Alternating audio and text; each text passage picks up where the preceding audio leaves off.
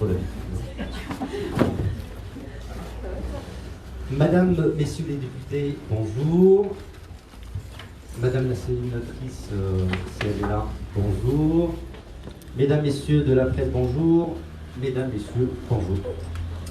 Nous tenons à vous remercier pour votre présence aujourd'hui autour de cette conférence de presse organisée par les co-rédacteurs du manifeste pour la nouvelle réforme de l'assurance chômage. Et nous tenons à remercier chaleureusement Madame la députée Elsa Fissillon d'avoir mis à notre disposition ce lieu pour se réunir. Une aide spontanée, sincère, sans arrière-pensée ni calcul de sa part. Merci à Mesdames et Messieurs les députés de nous avoir honorés de votre présence ici, parmi nous. Merci à Monsieur Mathieu Grégoire d'avoir traversé toute la France pour être présent aujourd'hui parmi nous aussi. Et merci aux intervenants. Et merci à vous, les médias, d'être présents aujourd'hui. Les collectifs et associations co-rédacteurs de ce manifeste et organisateurs de cette conférence de presse sont le collectif des précaires de l'hôtellerie-restauration, le collectif des gens du spectacle, le collectif Luttons pour ne pas mourir, le collectif des artisans des spectacles, le collectif des artistes auteurs indépendants pour une intermittence des arts et des lettres, le collectif Les Maternitantes, le collectif national des intermittents et précaires, le mouvement national des chômeurs et précaires, la fédération des guides interprètes PACA, la fédération des métiers intermittents du tourisme, de l'événementiel et de la culture, la fédération nationale des guides interprètes et conférenciers, l'association freelance de l'événementiel, l'association des speakers et maîtres de cérémonie et le syndicat indépendant .co. Vu la situation actuelle et vu l'urgence pour des millions de concitoyens au pied du mur actuellement à cause de la crise, nous demandons quatre choses, à savoir le retrait définitif de cette réforme de l'assurance chômage avec ses deux volets qui sont dévastateurs, la prolongation de l'indemnisation des intermittents de l'emploi comme cela est le cas pour nos amis du monde du spectacle jusqu'au 31 août 2021, la création d'une annexe de l'assurance chômage prenant en compte les spécificités de l'emploi en discontinu pour qu'on ne revive pas la situation actuelle, et enfin un moratoire sur l'assurance chômage quand on se décide de donner la parole aux experts les plus compétents, se retrouver autour d'une table, discuter de ce projet et cesser de nous prendre pour un tableur Excel, des chiffres, et qu'on mette l'humain au cœur de ce projet. Voilà. Le déroulé de la conférence de presse se fera comme suit. Il y aura 4 témoignages.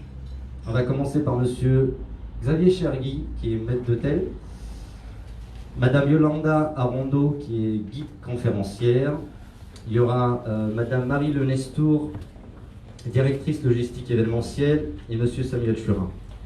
Donc ils nous décriront leur situation actuelle, précaire, secouée de plein fouet par cette crise du Covid et la crise économique.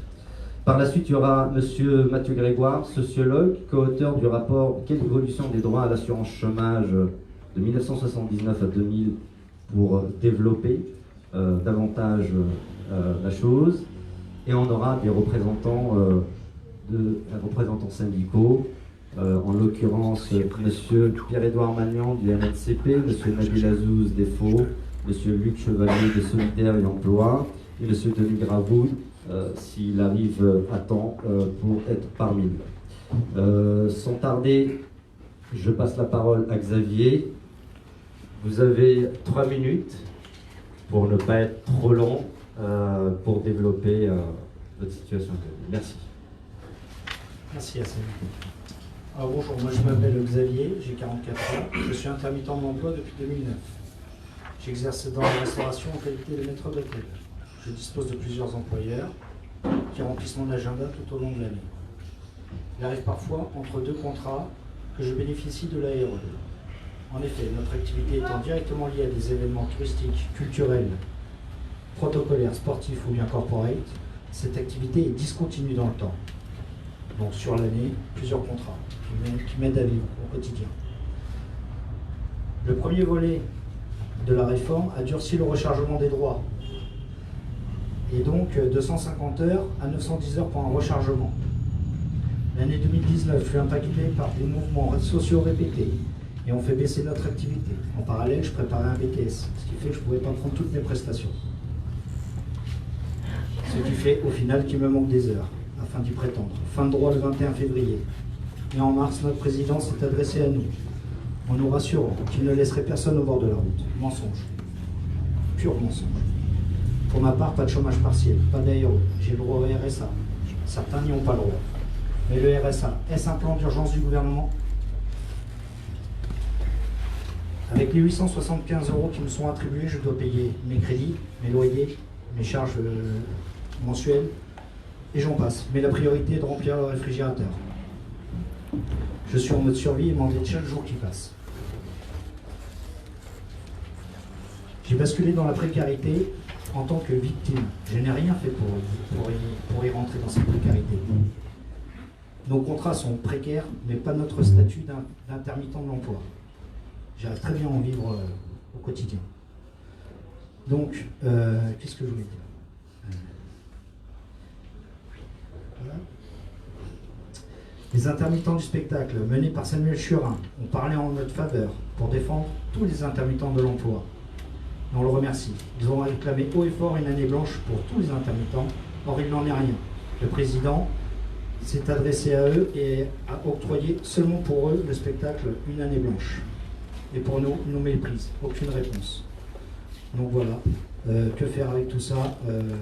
Vous avez tout le manifeste à votre disposition et je vais laisser la parole à mon collègue. Merci à toi, Xavier. Madame Yolanda Rondo, guide conférencière. Alors bonjour tout le monde, je m'appelle Yolanda Rondo, je représente ici la profession, la Fédération des guides interprètes de PACA, Provence-Alpes-Côte d'Azur, et l'SPGIC, qui c'est les syndicats professionnels des guides interprètes conférenciers. Je suis guide depuis 1987, j'ai une carte professionnelle qu'on a là, qui nous permet de guider dans les monuments et les musées, et je guide en deux langues, espagnol et italien. Et dans ma profession, 60% à peu près, c'est des gens qui sont indépendants, avec des micro-entrepreneurs, auto-entrepreneurs, mais il faut savoir que très souvent, ce n'est pas choisi. C'est l'agence qui nous impose, ils ne veulent pas nous déclarer. Donc ça, c'est un problème très grave pour nous. Et 40%, nous sommes salariés, et c'est mon cas. On travaille à la mission, avec des contrats courts. Par exemple, on peut avoir une visite de 2 heures du quartier du Marais ou le Panier à Marseille. On peut travailler dans la même journée 3 visites avec des employeurs différents. On peut faire une visite de 4 heures pour le Tour de Paris ou Marseille, ou une journée Val-de-Loire au départ de Paris, et ça nous fait 12 heures. Hein? On a un travail précaire et aléatoire. On ne sait pas d'une année sur l'autre si on va travailler ou non. Chaque année, c'est la surprise. Cette année, c'est flagrant qu'on est vraiment précaire. Tous mes services de 2020 ont été annulés. Il n'y a absolument rien. Notre profession est parmi celles qui va le plus souffrir de cette crise sanitaire sans précédent. Pour la plupart d'entre nous, le retour à la normale n'est pas envisageable, si tout va bien, avant la saison 2021. Cela va être une année blanche. Je ne sais pas pourquoi, on dit ça en français parce que c'est noir. Mais bon, hein, ça c'est le but. J'ai travaillé avec une clientèle étrangère qui vient d'Amérique du Sud, d'Amérique centrale, du Mexique. Ces gens, ils sont en train de vivre maintenant son propre coronavirus. Donc, ils ne vont pas revenir de sitôt. Donc, pas de travail. L'État a aidé aux guides conférenciers. Il y a une partie, les indépendants et les auto-entrepreneurs qui ont eu accès au fonds de solidarité. D'autres ont touché les chômages partiels. Mais des nombreux salariés, on n'a rien. Absolument rien. Et ceux qui ont eu droit au chômage sont en train d'épuiser leurs allocations. Ils n'ont aucune chance de le renouveler. Donc, rien. Dans mon cas, j'ai fini mes allocations au mois de décembre 2019. Comme maintenant on doit avoir 910 heures, je ne les sais pas. Donc je n'arrive pas. Et je ne perçois aucune aide et aucun revenu. Même si j'avais les heures, vu le nouveau calcul, ça serait aussi catastrophique. Un peu moins, mais ça serait toujours catastrophique. Et ce qui est clair, c'est qu'on veut vivre, pas survivre. Hein? Depuis janvier 2020, c'est uniquement sur mes économies que je vis comme beaucoup d'autres guides. Hein? Donc on est en train de puiser là. Certains sont retournés chez leurs parents, hein, parce qu'on n'a pas le choix, on ne peut pas payer le loyer. D'autres ont eu des recours au RSA. On a un travail très aléatoire. Chaque année, on dépend des aléas. Cette année, le coronavirus, on dépend des modes. Et quand au Brésil, il y a une telenovela qui est filmée à Giverny, on a plein de Brésiliens. Si c'est les débarquements américains, on a plein d'Américains. Donc les demandes, ça change tout le temps. Et nous, on doit s'adapter. Et c'est pour ça qu'on profite des temps plus calmes, qu'on travaille moins, pour pouvoir se former. On est toujours en formation continue. Ainsi, compte tenu des caractéristiques du métier de guide que je viens de vous présenter, de sa nature précaire et aléatoire, il est évident que nous ne pouvons et nous ne devons pas être assimilés à des salariés dits classiques. C'est comme si on chose du 37, on nous met du 35. Ça ne va pas du tout. On n'est pas bien. Nous sommes intermittents du tourisme et comme il existe les intermittents du spectacle. Non seulement nous voulons l'abrogation de la réforme inédite et l'année blanche, nous voulons aussi revenir à l'annexe 4. Merci beaucoup. Merci Yolanda, merci beaucoup. J'invite Madame Marie Lenestour et Monsieur Samuel Churin à venir à la tribune pour prendre la parole, s'il vous plaît. On va commencer par Marie, après c'est Monsieur Samuel Churin.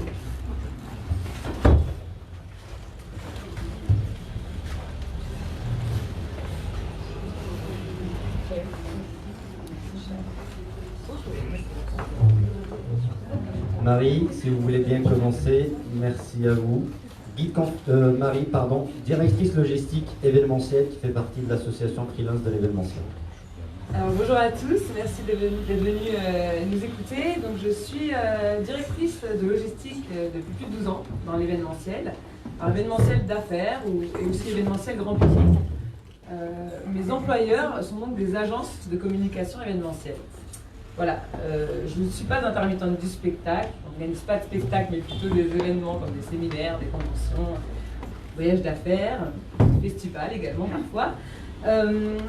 Je suis intermittente du régime général, un peu par défaut, mais en tout cas ça me convient bien, ça me permet de multiplier des missions diverses, de travailler avec différentes équipes, et c'est ce qui me plaît, c'est ce qui donne aussi la fraîcheur qui est nécessaire dans nos métiers en fait, qui sont des métiers passion, mais qui sont des métiers très fatigants parce qu'on est sur le terrain. Généralement, à cette période, c'est plutôt des semaines de 70 heures de travail parfois. Excusez-moi, de 70 heures de travail. Voilà, mais c'est ce qui nous plaît, c'est ce qu'on aime.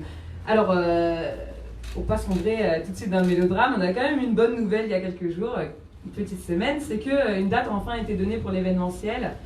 Normalement, le 2 septembre, les événements de plus de 5000 personnes devraient pouvoir reprendre. Donc pour nous, c'est un peu une lumière, un feu vert, un peu, qui pourrait inciter les annonceurs, notamment, à reprendre le chemin des événements. Parce que tout le monde a un peu peur, on le sait. Donc pour l'instant, c'est un peu à l'arrêt. Voilà. Moi, le 2 septembre, étrangement, ce sera aussi mon dernier jour d'allocation chômage. Voilà. Donc c'est une belle coïncidence, si mes calculs sont bons, parce que c'est un peu compliqué, j'ai pu me tromper. Voilà, ce sera mon dernier jour d'allocation chômage. Alors, le 18 février, j'étais sur l'organisation d'un lancement de produits cosmétiques. Voilà, et c'était mon dernier événement, ma dernière OP, comme on dit dans le jargon. Voilà, depuis, mes allocations partent en fumée, si on peut le dire, voilà, tous les jours. Alors qu'à cette période, l'année dernière, alors je venais de terminer le salon Vivatech, pour ceux qui connaissent. Et puis j'enchaînais sur la Coupe du Monde de football féminin au Parc des Princes, voilà, où je suis restée pendant 1 mois. Et puis après, je me suis envolée vers le festival Solidays aussi, qui était également annulé cette année, comme tout le monde le sait. Voilà, donc depuis janvier, les événements s'annulent. Mes perspectives sont maintenant nulles. De semaines de 70 heures, je passe à des semaines de 0 heure, voilà. Donc ce n'est pas du tout motivant, et en plus de ça, comme je vous disais, voilà, je brûle ces allocations. En temps normal, je travaille, j'aime travailler, Et là, voilà, à défaut d'avoir une aide, mon assurance chômage prend donc le relais. Donc le 2 septembre, on va recalculer mes droits et j'ai bien peur qu'après 7 mois d'inactivité et avec un durcissement aussi du calcul, avec la réforme du chômage, j'ai bien peur que je me retrouve sans droit, donc sans revenu. Voilà.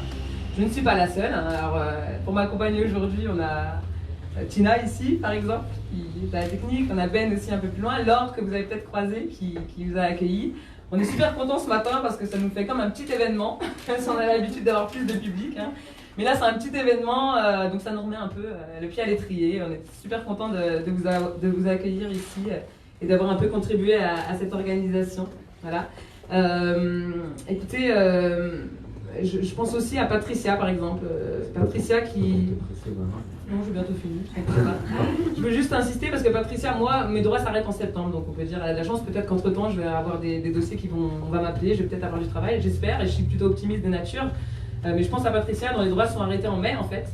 Et elle n'avait pas assez d'heures, notamment parce que le nombre d'heures a été revu à la hausse fin 2019. Donc pas assez d'heures, donc depuis le 4 mai, après un petit mois gracieux d'allocation jusqu'au 4 juin, bah maintenant elle a 0 € pour survivre. Alors qu'elle avait des événements jusqu'à de mars à juin, son planning était bien rempli.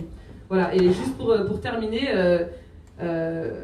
Monsieur le Président nous a dit qu'il ne laisserait personne au bord de la route. Alors, il y a eu certes énormément de choses et beaucoup d'aides mises en place pour les différents statuts, mais il me semble vraiment que notre statut, celui des CDDU, des intermittents, si je puis dire, du régime général, est le seul qui a été oublié. Et donc, je pose cette question, il est légitime pour nous maintenant de nous faire entendre, et aussi, nous aussi, d'être aidés, et de ne pas compter sur notre assurance chômage qui s'épuise. Voilà, Merci je vous remercie. beaucoup, Marie. Merci beaucoup. C'est au tour de Monsieur Samuel Churin de prendre la parole. À toi, Samuel. Merci. Oui, bonjour. Je voudrais tout de suite dire que je ne suis pas là du tout par solidarité. Je ne considère pas que je suis solidaire. L'assurance chômage devrait être un problème essentiel, aussi vital que la sécurité sociale. Je n'interviendrai pas sur la sécurité sociale par solidarité. Je voudrais dire aussi que je suis non seulement en colère, mais c'est mon état permanent, la colère, mais c'est aussi un profond malaise. Un profond malaise. Pour rappel, pour celles et ceux qui ne seraient pas au courant, les annexes 8 et 10 des intermittents du spectacle n'ont pas du tout été imaginés pour l'art et la culture. Pas du tout. Ils ont été créés pour répondre à un problème de discontinuité. C'est bien parce que nous avons des activités par nature discontinues qui ont été pensées les annexes 8 et 10 à un moment où on considérait qu'on était en plein emploi, même si le plan d'emploi n'existe pas, n'a jamais existé, n'existera jamais. Bien. Donc, c'est bien cette discontinuité qui préside ces annexes 8 et 10. Parce que le régime général de l'assurance chômage ne fonctionne pas pour des gens qui sont en emploi discontinu. Comme le régime général marche très bien pour ceux qui sortent de l'emploi stable, mais ne marche pas pour les emplois discontinus, on a imaginé, et c'est les employeurs à l'époque qui ont dit ces gens-là travaillent de manière discontinue, donc on imagine un régime spécial pour eux. Comme on avait imaginé un régime spécial, l'annexe 4, dont tout le monde a parlé, pour les intérimaires. Et alors là, il y a un décret qui sort, où on voit que les uns sont prolongés uniquement jusqu'au 30 mai 2020, et nous, 31 août 2021. Ça veut dire que très clairement, on a de la considération pour ceux comme moi qui jouent du Tchekhov et qui font des films. C'est romantique, c'est super. Et puis on méprise totalement ceux qui sont au service des autres et paradoxalement à leur service. Parce que pour avoir discuté avec eux, plein d'entre eux les servent à l'Élysée, à l'Assemblée nationale, etc. C'est quand même un paradoxe, c'est quand même extraordinaire. Et comme le dit Jeanne Balibar dans la vidéo qu'on a faite aujourd'hui, le plus grand mépris, c'est le silence. Aucune réponse, rien. Quand on co-rédige cette tribune dans Le Monde avec Jeanne Balibar, on met bien la partie extra, on appelle ça les extras pour le grand public, les intermittents de l'emploi. Macron répond par un tweet en disant qu'il va considérer les artistes. C'est-à-dire que non seulement il ne parle pas des techniciens du spectacle, qu'il est obligé de prendre en compte évidemment, parce que c'est artiste et technicien c'est lié, mais en plus il ne répond pas du tout à la partie intermittence de l'emploi. Et là je vous invite à faire très attention dans votre vocabulaire, parce que depuis des années, ça fait 20 ans qu'on en parle, quand on parle d'intermittent, on ne pense qu'à l'intermittent du spectacle. alors qu'il y a uniquement 120 000 intermittents du spectacle indemnisés. Par contre, il y a 2 200 000 chômeurs de catégorie B et C qui sont de fait des intermittents, qu'on appelle salariés à activité réduite, et qui sont aussi l'angle mort des problèmes sociétaux, puisque même à la télé on ne parle pas, puisqu'on parle que des chômeurs de catégorie A, puisque c'est que ce chiffre-là qui est regardé et qui est à l'aide. Bien. Par ailleurs, il y a effectivement un problème d'assurance chômage, et on voit bien comment le chômage partiel est une réponse, a été un grand amortisseur à la crise. Ce chômage partiel a bénéficié quasiment uniquement pour les gens qui sortaient de l'emploi stable. Alors évidemment qu'il y a une urgence à réclamer l'annulation de la réforme de l'assurance chômage, évidemment qu'il y a une urgence à ce que, au nom de la discontinuité, les intermittents de l'emploi bénéficient exactement des mêmes mesures que les intermittents du spectacle. Parce que là, c'est une véritable humiliation. Je ne comprends pas la différence. Je ne la comprends pas. Et puis, allons plus loin. Ils ont parlé de la création d'une annexe 4.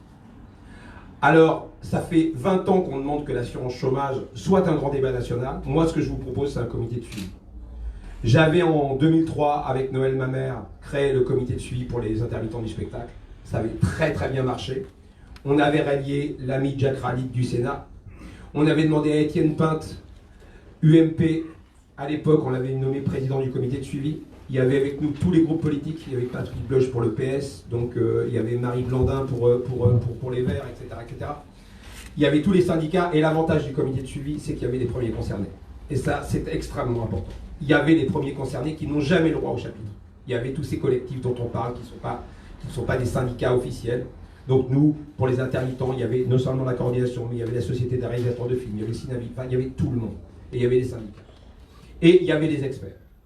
Mathieu Grégoire, qui va parler après moi, évidemment, serait très important dans le comité de suivi. C'est le plus grand spécialisé de l'assurance chômage. Ce serait très important qu'il soit dans le cadre d'un comité de suivi à l'Assemblée nationale.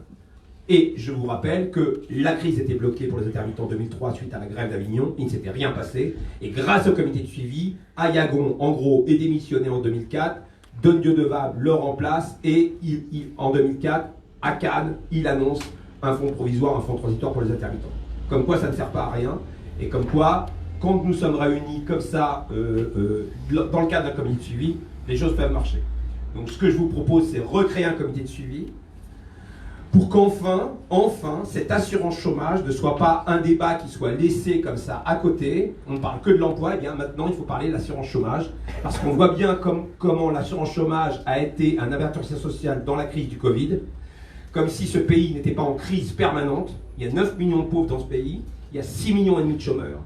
Plus d'un chômeur sur deux n'est pas indemnisé. Imaginez sur la sécurité sociale, s'il y avait plus d'un malade sur deux qui n'était pas couvert par la sécurité sociale, ce serait un drame. Eh bien, soyons tous des Ambroise Croizat, faisons tous organisons une assurance chômage qui couvre tous les chômeurs comme lui, il a couvert tous les malades. Vraiment, ce serait vraiment extrêmement important. Et je vous rappelle, en gros, le préambule de la Constitution 46, tout être humain doit avoir droit à un revenu convenable d'existence. On ne parle pas d'emploi, on parle de revenu convenable d'existence. Et ça, c'est le CNR, c'est Ambroise Croizat, c'est des droits attachés à la personne détachée de l'emploi. Eh bien, moi je dis qu'effectivement, il faut faire en sorte qu'un maximum de chômeurs soient couverts par cette assurance chômage. Créons un comité de suivi et faisons que l'assurance chômage soit un grand débat national. Merci. Merci beaucoup Samuel, merci à Marie. Très bon interview. J'invite monsieur Mathieu Grégoire, donc sociologue, co-auteur du rapport « Quelle évolution des droits à l'assurance chômage » paru dernièrement. Je vous laisse la parole, monsieur Grégoire. Vous avez une petite navette pour le micro si vous voulez. Voilà. 10 minutes, ça vous convient, monsieur Grégoire? 10 minutes, c'est très bien. Parfait.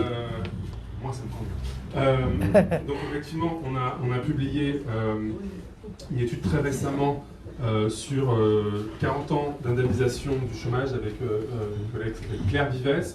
C'était une étude qui répondait à un gros manque dans la littérature sciences sociales et qui a été commandée et subventionnée par l'IRES via le droit de tirage de la CGT. Donc je précise que Denis Gravouille m'a appelé hier pour dire qu'il ne pouvait pas être là actuellement, mais qu'il le regrettait. En tout cas, voilà, il s'excuse et il soutient, et la CGT du coup a soutenu cette étude importante pour comprendre comment évoluer les droits des salariés à l'emploi discontinu depuis une quarantaine d'années. Alors je ne vais pas ici faire le résumé des 200 pages de rapport, simplement me concentrer sur la réforme de 2019, qui est attendue pour 2020, en disant qu'il y a deux grands effets de cette réforme. Le premier effet, c'est d'exclure un grand nombre de salariés de toute forme d'indemnisation du chômage. Le deuxième effet, c'est de réduire de façon très significative les allocations de ceux qui maintiendront des allocations. Et en particulier, au cœur de ceux qui vont perdre de façon très significative en montant d'allocation, se trouvent les salariés à l'emploi discontinu. Et d'autant plus, et c'est ça qui est assez paradoxal, ils vont perdre d'autant plus qu'ils sont en emploi discontinu. Plus leur emploi est discontinu, plus leur allocation va diminuer. Et donc, on va réduire le nombre des chômeurs indemnisés, et on va réduire le montant des allocations des plus précaires dans un contexte que je voudrais rappeler maintenant. Le premier élément de contexte, c'est celui de la crise sanitaire, dans lequel, on l'a entendu tout à l'heure, il y a un tout petit souci, c'est que ces salariés à l'emploi discontinu n'ont, pour le coup, pas d'emploi. Donc certains se retrouvent, comme ça a été dit, sans emploi, sans salaire, ni indemnité. Du jour au lendemain, ils se retrouvent sans rien. Donc le rôle, évidemment, d'une assurance chômage, généralement, c'est quand même d'assurer un revenu de remplacement quand un événement de ce type-là apparaît. Or là, ça ne fonctionne pas. Le deuxième élément de contexte, c'est que cet événement intervient au moment où la part des chômeurs indemnisés est déjà au plus bas. Au plus bas avant la crise, avant la réforme. Je ne parle pas, il n'est pas question de Covid ou de réforme. Avant même ça, on a constaté, on a étudié, donc c'est le nombre, la proportion de chômeurs qui bénéficient d'une indemnisation de 85 à aujourd'hui. Et le moment le plus bas, finalement, c'est juin 2018, où on descend à un chômeur en dessous d'un chômeur sur deux quand on prend la totalité des dispositifs d'indemnisation du chômage, et 4 sur 10 quand on prend que l'assurance chômage en tant que telle. On évacue la partie état d'indemnisation. Donc la réforme, dans ce contexte-là, la réforme proposée par le gouvernement a pour ambition, va avoir pour effet de faire baisser encore cette proportion de chômeurs indemnisés, de descendre plus bas que le plus bas historique auquel on est déjà arrivé. Le troisième élément de contexte, c'est que on a un moment où les emplois discontinus sont les plus nombreux. Jamais il y a eu autant d'emplois courts.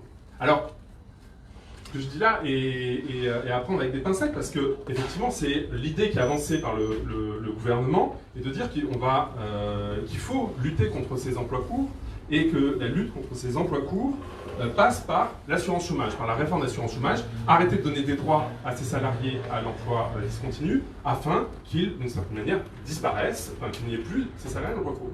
Simplement, si ce raisonnement-là, vous parliez de tableur Excel, est compréhensible quand on parle uniquement de statistiques et de chiffres, on voit bien, et on l'a bien vu ce matin à travers les cas qu'on a pu avoir, que ça ne fonctionne absolument pas dès lors qu'on s'intéresse à des salariés, notamment qui sont en CDD d'usage. Le terme de CDD d'usage ne tombe pas de nulle part. L'usage, c'est un usage historique. C'est-à-dire que le droit du travail a enregistré un usage dans certains secteurs qui est celui du recours à des contrats courts. Et donc, c'est difficile de dire qu'en supprimant les droits à l'assurance chômage de madame qui a 3 employeurs dans la journée pour faire des visites des châteaux de la Loire ou je ne sais pas trop quoi, elle va avoir un CDI. Ceci n'existe pas. Ceci est une fiction pure et simple.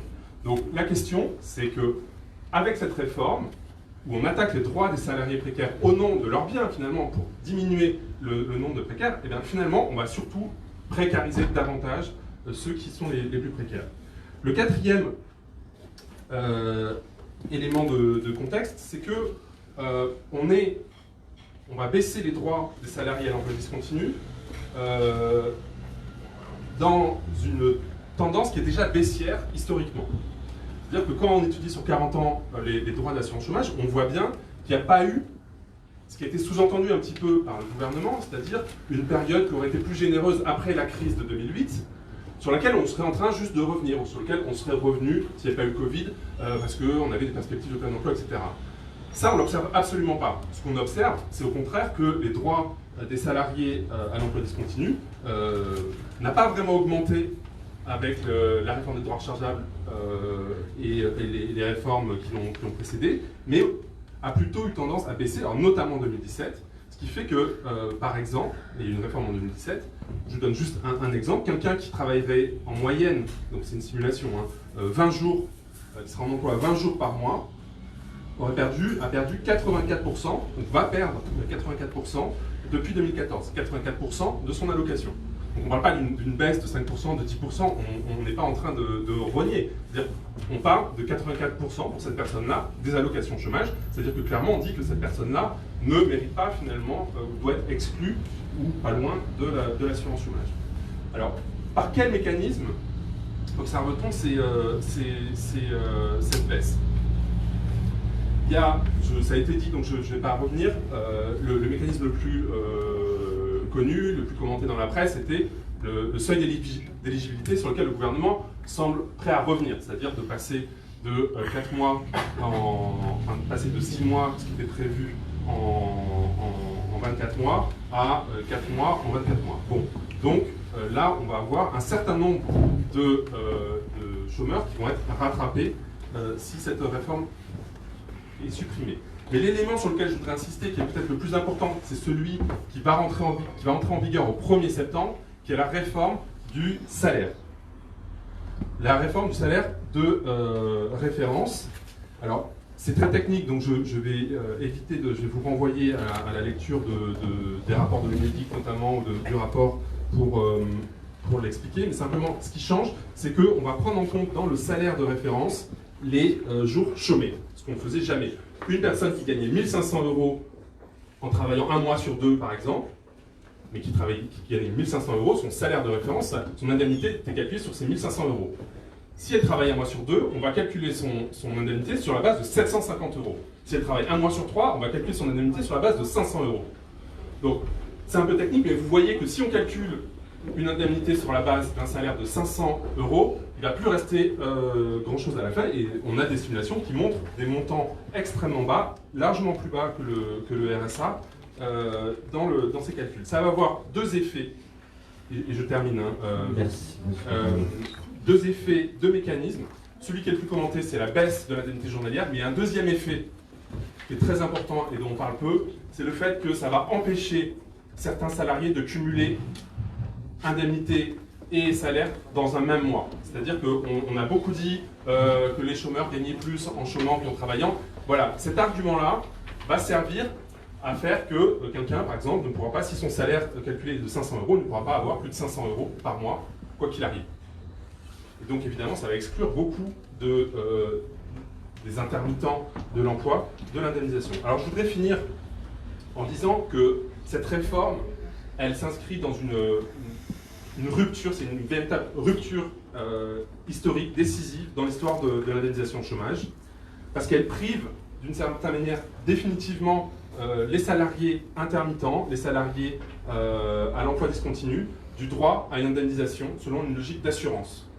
On a beaucoup commenté un rapport qui n'a rien à voir sur le logement, en disant les plus pauvres n'ont pas accès aux logements sociaux.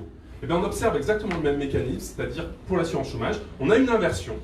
En 79, plus vous étiez au chômage, plus vous étiez indemnisé de manière assez mécanique, logique, etc. Aujourd'hui, et la réforme de 2019 pousse cette logique à l'extrême, plus vous êtes en emploi, plus vous êtes indemnisé. Plus vous êtes au chômage, moins vous êtes indemnisé. Donc on a une logique qui est renversée par rapport à ce qu'était l'assurance chômage historiquement, ce qu'elle était en 79 par exemple, c'est-à-dire une logique simplement de remplacement quand le risque advient. Et j'en ai fini. Merci beaucoup, Monsieur Grégoire. Je tiens à remercier Monsieur Jérôme Lambert et Monsieur Jean Lassalle qui viennent de partir parce qu'il y avait un impératif de réunion. J'invite, mesdames, messieurs les députés, si vous avez une réunion aussi, à prendre la parole avant de partir. Madame Agnès Steve, je crois que vous devez partir. Très bien.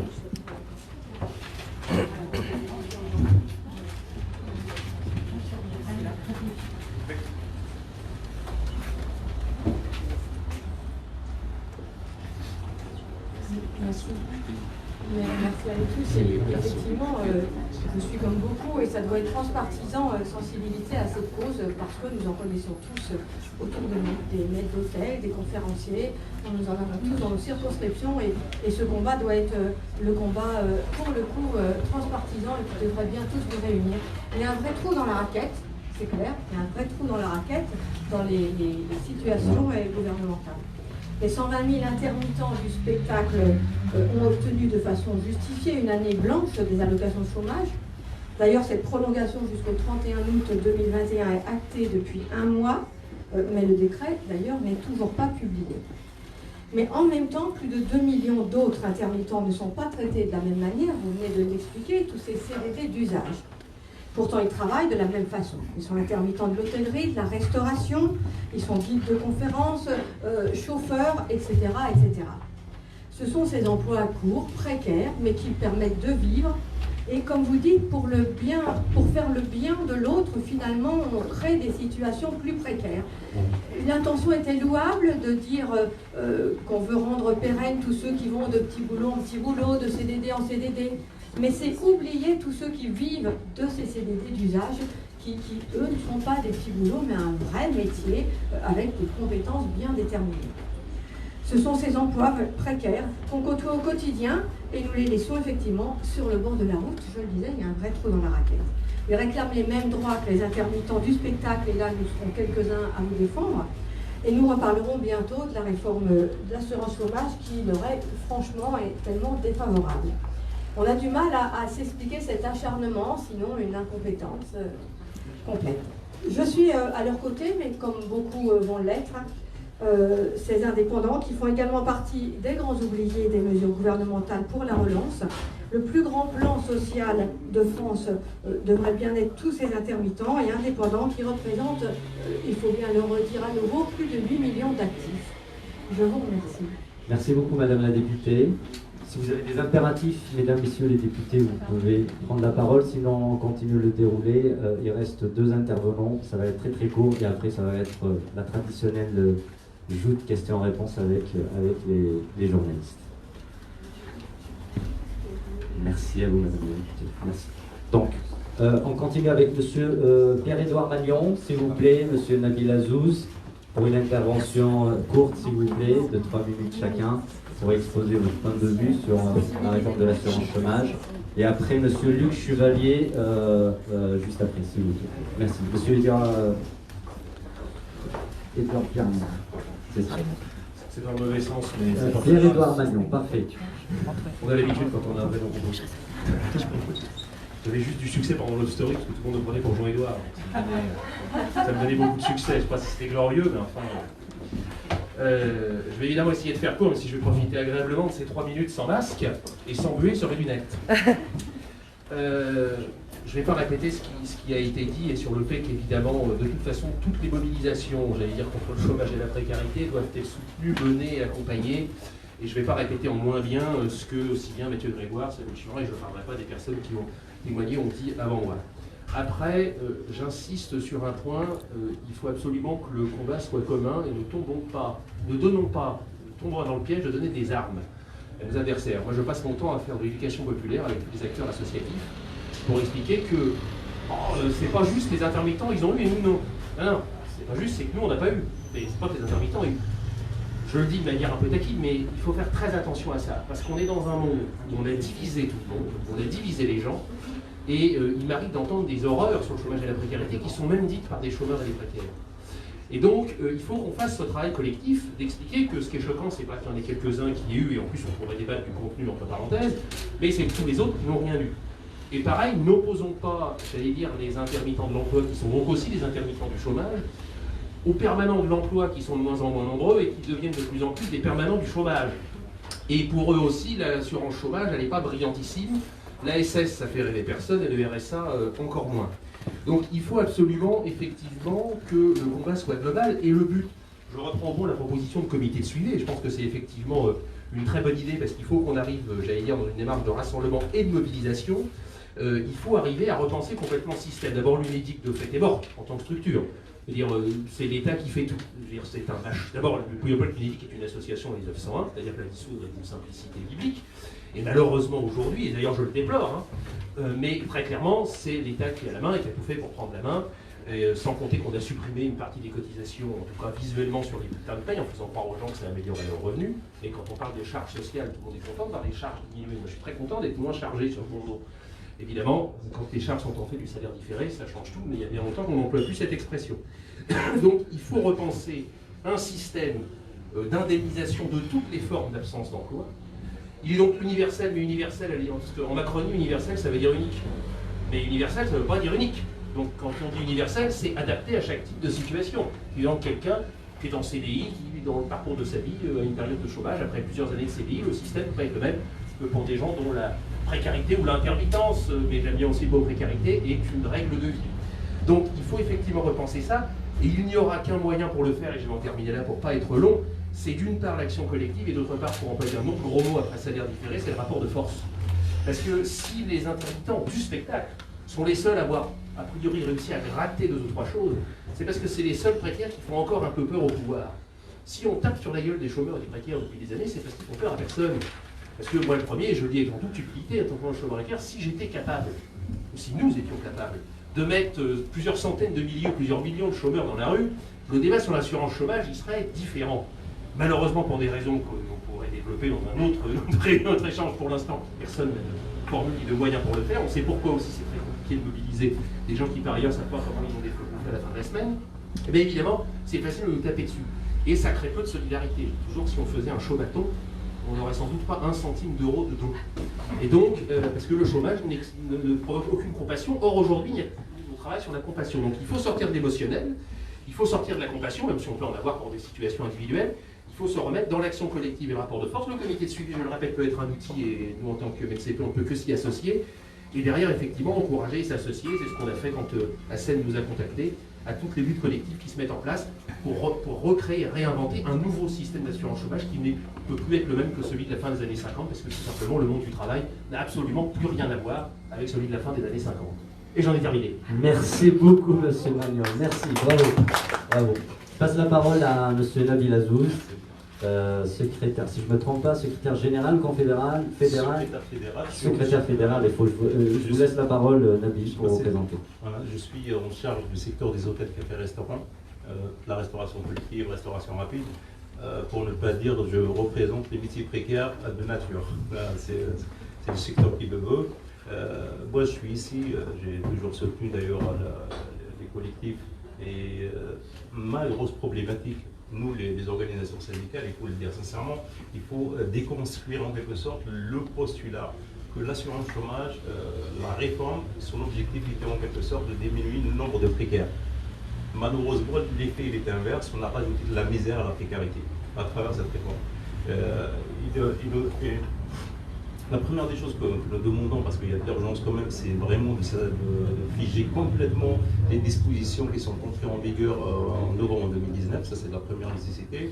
Et la deuxième, c'est vraiment continuer en quelque sorte à assurer une allocation chômage pour les salariés, quel que soit le nombre d'horaires, parce que là maintenant c'est 910 heures, nous on veut qu'on fige et que tout le monde ait accès en quelque sorte à cette assurance chômage. La deuxième problématique qui nous alerte aussi, c'est à partir du 1er septembre.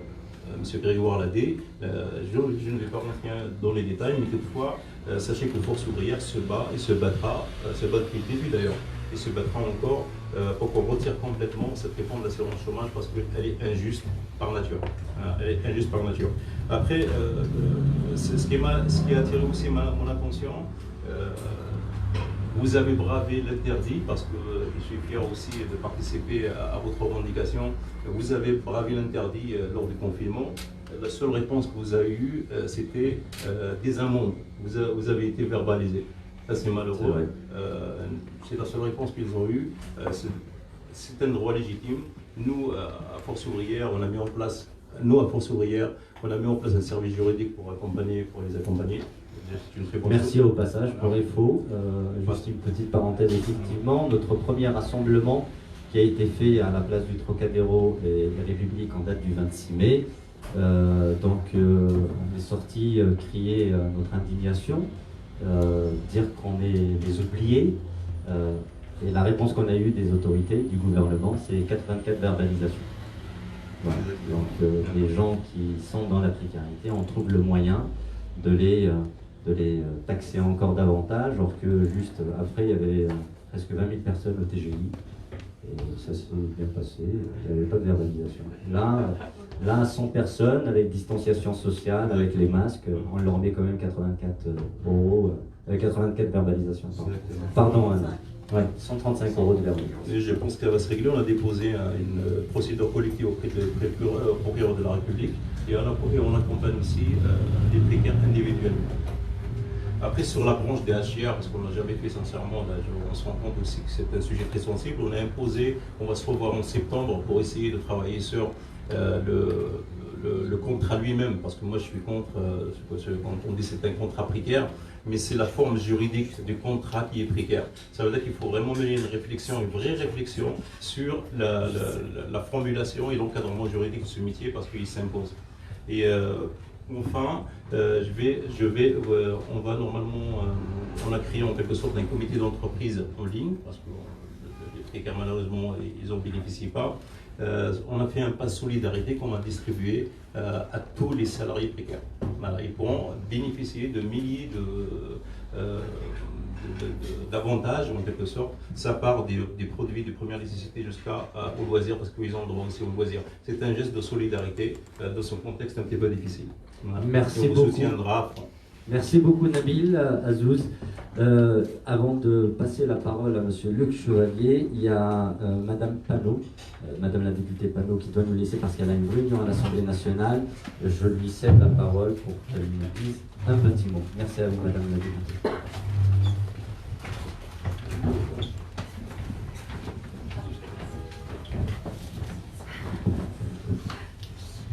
Merci beaucoup. Je vais être rapide parce que beaucoup de choses ont été dites. Mais bien évidemment, nous, on s'associera aux revendications sur la suppression de la réforme de l'assurance chômage qui doit arriver en septembre.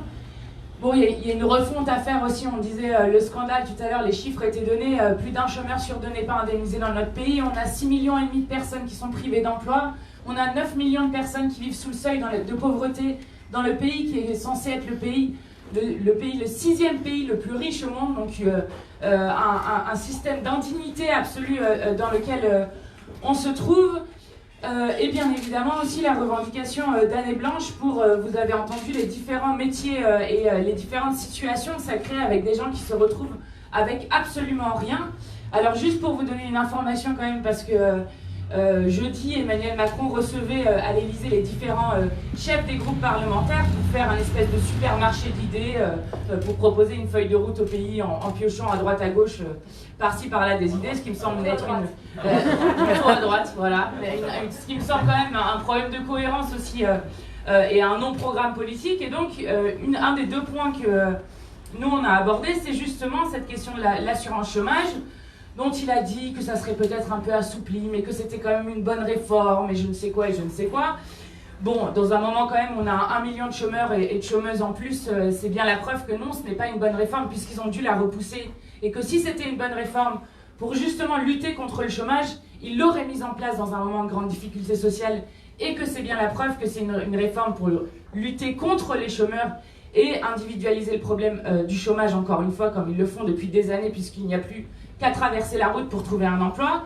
Et puis la deuxième des choses dont on leur a parlé, c'est évidemment sur la lutte que vous menez et dont on est en train de parler en ce moment.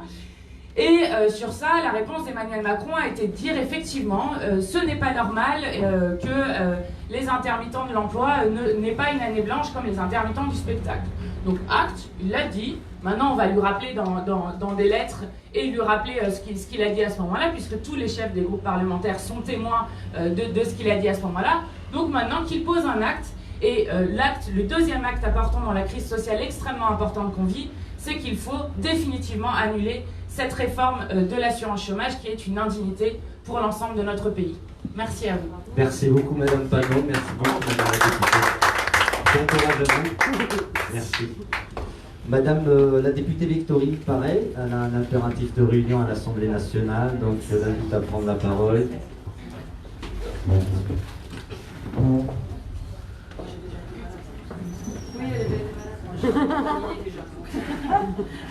Merci beaucoup. Je voulais simplement vous remercier vraiment de cette invitation. On s'était mobilisé tout au début de cette histoire pour les intermittents du spectacle, certes. Je ne sais pas si les choses sont réglées, j'ai quand même encore quelques doutes. Maintenant, maintenant je crois qu'on entend très très bien vos demandes et les préoccupations. On les défendra et par une question au gouvernement et par des questions écrites. Il me semble que, évidemment, la question de cette réforme du chômage, de l'assurance chômage, elle est vraiment cruciale. Et évidemment, on s'était déjà exprimé, mais on s'exprimera encore. Et la proposition de Samuel Churin sur un comité de suivi me paraît vraiment une idée juste et qui permettrait que chacun puisse s'exprimer, qu'autour de la table, on ait les personnes, comme vous l'avez très bien dit, qu'on ait les personnes concernées qui savent de quoi elles parlent et qui pourraient faire avancer la chose. Parce que c'est quand même aussi, il y a toujours un peu une petite crainte, si on touche à ce qui existe déjà, on se dit, oui mais avec eux, si on y touche, voilà, il va en sortir quoi. Donc si on y touche, il faut quand même qu'il y ait un rapport de force qui soit construit, je pense que c'est super important, et ce rapport de force, il doit être fait avec les personnes concernées qui vraiment auront des propositions concrètes à faire. Donc nous, on va voir comment, avec Elsa et tout le monde, Georges, ma collègue que je salue aussi, voir comment est-ce qu'on peut essayer d'organiser quelque chose avec vous. Donc on reste à votre entière disposition et on vous remercie vraiment beaucoup de compter sur nous d'une certaine façon. Voilà, c'est nous qui vous remercions très chaleureusement. Merci à vous, Madame la députée.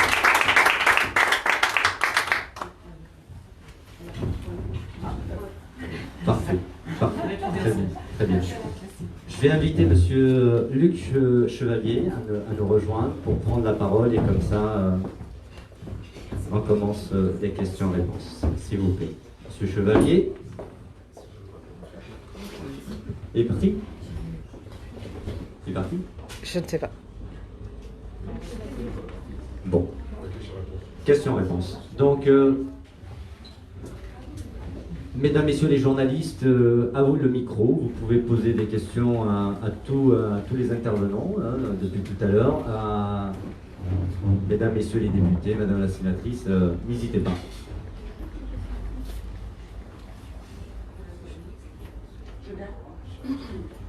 Bonjour, je m'appelle Isabelle Loriou. En fait, je suis intermittente du spectacle, chroniqueuse de billets d'humeur pour la revue du spectacle. Et je voulais déjà vous féliciter parce que je trouve que lutter avec la bonne humeur, c'est toujours bien, malgré les colères palpables, etc. Mais je trouve que c'est beau de voir aussi un combat dans le sourire. Je voulais juste savoir en fait quelles étaient du coup là, parce que les vacances parlementaires vont arriver, ça va être les vacances d'été, tout beau, tout rose, etc. Quelles vont être les actions du coup là, dans les prochains jours, ce que vous comptez mettre en place, voilà, afin qu'on puisse bien retranscrire, soutenir et comme on le fait, comme on l'a fait. Très bien. Si je peux me permettre, je vais parler. Voilà. Si je peux me permettre, je vais parler au nom du CDHRE et des collectifs co-rédacteurs de ce manifeste. Un peu plus tard que tout à l'heure, dans l'après-midi, il y a une action. Donc, on invite toute la presse présente ici, messieurs les députés, à venir nous rejoindre à 14h devant le ministère du Travail pour appuyer notre demande d'audience qui a été formalisée de façon officielle au ministère pour être reçue par les services de Madame Pénicaud. C'est le peine de nous recevoir. Voilà. Après, les autres actions, j'espère qu'on va continuer dans ce combat, dans ce rythme-là, pour faire bouger les choses. Samuel, si... Et vous comptez faire la même chose auprès des partenaires sociaux qui gèrent l'assurance chômage, qui fixent les règles de l'assurance chômage. C'est-à-dire, dans quel sens? L'élaboration des règles des frais des partenaires sociaux, est-ce que vous comptez faire la même démarche que celle que vous allez faire aujourd'hui au ministère du Travail Alors, discuter avec eux, d'exprimer vos attentes, vos revendications. Vous avez vu qu'avec avec Emmanuel Macron, les partenaires sociaux n'ont absolument plus rien à dire, puisque en fait, ce qui s'est passé la dernière fois, c'est que clairement, le gouvernement fait une feuille de route qui est impossible à accepter par aucun des syndicats. C'est quand même une des premières fois dans l'histoire de l'assurance chômage qu'aucun des syndicats ne valide un texte, c'est-à-dire qu'ils sont unanimement opposés à ce texte. Même le MEDEF était un peu réticent, c'est-à-dire que même le MEDEF a trouvé que ça allait un peu loin. Pour que le MEDEF trouve que ça aille un peu loin, il fallait vraiment que ça aille un peu loin. Et évidemment, quand on met un texte impossible sur la table, les partenaires sociaux ne peuvent pas s'accorder sur ce texte. Et dans ces cas-là, la nouvelle loi prévoit que ça revient au gouvernement. Et donc, ils ont eu ce qu'ils ont voulu, à savoir, on fait un texte très dur, en sachant que ça va nous revenir. Et les services de Pinico, à commencer par M. Ferracci, a rédigé cette réforme qui effectivement donne aux chômeurs un peu moins que le RSA. Voilà. Donc les partenaires sociaux, c'est pour ça que j'en reviens sur cette histoire de comité de suivi. Il y a quelques années, on nous aurait dit oui mais attention, pour les intermittents du spectacle ça va, parce qu'on est toujours un peu à part, hein. Mais pour l'assurance chômage, on ne peut pas faire ça à l'Assemblée parce que c'est quand même réservé aux partenaires sociaux. Là il y a une vraie ouverture, hein, avec la CSG, etc., etc. Il y a une vraie ouverture. Emmanuel Macron a estimé que c'était aussi à l'État et donc à la représentation nationale de rentrer dans le jeu, une sorte de tripartite. Il y a les syndicats de salariés, les syndicats de patrons et puis l'État. Et donc à nous de rentrer dans le jeu aussi avec les représentants nationaux pour discuter d'assurance chômage. Et puis ça faisait des années qu'on demandait à ce que les premiers concernés soient présents aux négociations et soient représentés autour des tables de négociation. Ce qui s'est passé pour les intermittents du spectacle, la coordination des intermittents précaires, je rappelle, a participé à l'élaboration des règles pour les intermittents du spectacle, alors que nous ne sommes pas un syndicat officiel, et pourtant nous avons pu le faire grâce à nos tables de concertation. Mathieu Grégoire était d'ailleurs expert sur la question. Merci Samuel. Madame la députée Elsa Faucillon. Oui, je me permets pour une part, pas entièrement, mais de répondre à la question, parce que c'est vrai qu'il y a une petite musique qui laisse à penser que les néolibéraux, quelque part, devraient intervenir l'État en rien. Hein, il y aurait les méchants communistes dont je fais partie qui seraient pour un État extrêmement fort, etc., et qui laisseraient la main à personne. Et puis ces néolibéraux qui laisseraient la main à l'extérieur, à tous, aux partenaires sociaux, aux privés, etc. Bon, je ne vais pas refaire l'histoire de la sécurité sociale, mais en tout cas, voyons à quel point, quelque part, celles et ceux qui ont été à son initiative tenter de laisser la main le plus possible, justement, aux partenaires sociaux, aux salariés, et combien aujourd'hui, les néolibéraux qui sont au pouvoir depuis un certain nombre d'années tentent à tout prix, et pas tentent, mais parviennent, que ce soit sur l'assurance chômage ou que ce soit sur notre système de retraite, à récupérer la main. Et à la prendre, à l'accaparer à celles et ceux qui sont les bénéficiaires, mais pas simplement les bénéficiaires, les productrices de ces richesses. Donc, et on l'a vu encore récemment sur la loi, le projet de loi retraite, dont on espère qu'il est loin, mais honnêtement, j'ai encore un peu de mal à y croire. Et c'est une réalité aussi sur l'assurance chômage. Moi, je vais pas être longue parce que mes collègues ont dit quasiment tout. Évidemment, dire que nous sommes hyper disposés à un comité de suivi et que je pense que c'est une idée nécessaire qui permettrait, je crois, certainement de penser, de construire une nouvelle assurance chômage. Mais je tiens à interpeller, il y a une urgence absolue pour celles et ceux qui s'exprimaient aujourd'hui. C'est l'urgence absolue. On disait au bord du précipice, vous avez entendu, il y en a aujourd'hui qui sont dans le vide, véritablement dans le vide. Donc, on demandait les actions à venir. Il faut qu'elles grandissent, ces actions. Merci à vous de tenter de mobiliser, d'unir. Je crois que c'est extrêmement nécessaire. Mais il y en a qui ne peuvent pas attendre la fin du comité de suivi, quoi. Donc là, il faut débloquer la situation pour ceux qui ont rien, ont zéro. Et ce matin, on est là pour ça, pour tout, mais pour ça surtout. Merci Madame la députée, merci beaucoup. Le Covid a causé des dizaines de milliers de morts. Cette assurance chômage, elle va causer des millions de morts sociales. Donc c'est plus qu'urgent de prendre la chose au sérieux. Madame la sénatrice ? Oui, je voulais juste... Attendez, vous avez... Voilà. Je voulais Merci juste me présenter, je ne vais pas faire de déclaration. Si je suis là, c'est que je vous soutiens.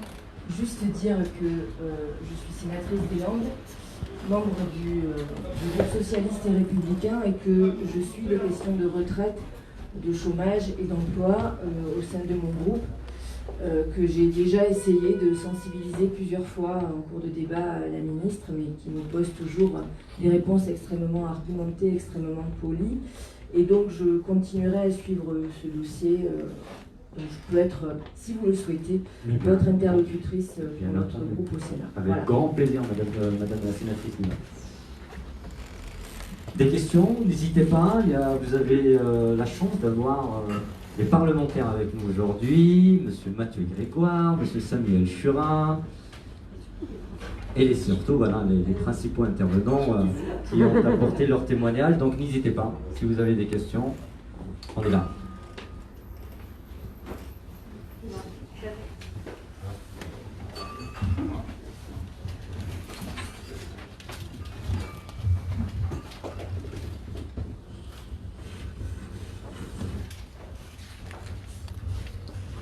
Alors, bonjour à tous, Johanna Sondlak, je suis guide conférencière, comme ma collègue Yolanda. Alors, je voulais justement m'adresser à nos représentants, à la députée sénateur ici présent, parce que, bien sûr, en dehors de cette crise inédite que nous vivons et cette situation vraiment plus que précaire au niveau des indemnités voilà, qu'on n'a plus, et M. Rister, dans la foulée, s'est rappelé de notre existence. Il s'est dit, ah ben oui, les guides conférenciers font partie peut-être du ministère de la Culture. La carte professionnelle que nous portons, on voit bien le logo du ministère de la Culture, ministère du Tourisme. Bon, aujourd'hui, nous n'avons pas le ministère du Tourisme, je suis il y a le secrétariat tourisme. Mais ce que je voulais dire, c'est que tout d'un coup, M. Rister s'est rendu compte que, ah oui, les guides conférenciers font partie du ministère de la Culture, en quelque sorte. Je peux peut-être faire un geste et créer un patrimoine, en fait, un fonds de solidarité spécial patrimoine pour les guides salariés. Voilà. Eh bien, il nous l'a promis le 5 mai. Toujours rien. Nous avons eu rendez-vous hier au ministère de la Culture. Rien. Ce qu'il nous propose à la place maintenant, c'est un prêt bancaire. Voilà. Donc juste voilà un petit témoignage supplémentaire et voilà, sans commentaire. Voilà. Merci beaucoup, merci pour votre soutien. Merci. Si vous n'avez pas d'autres questions, on va libérer mesdames, messieurs de la presse, madame la sénatrice, madame la députée. Nous vous remercions chaleureusement de votre présence. Merci à vous, merci pour votre soutien. Et à tout à l'heure à 14h, avec nous, devant le ministère du Travail.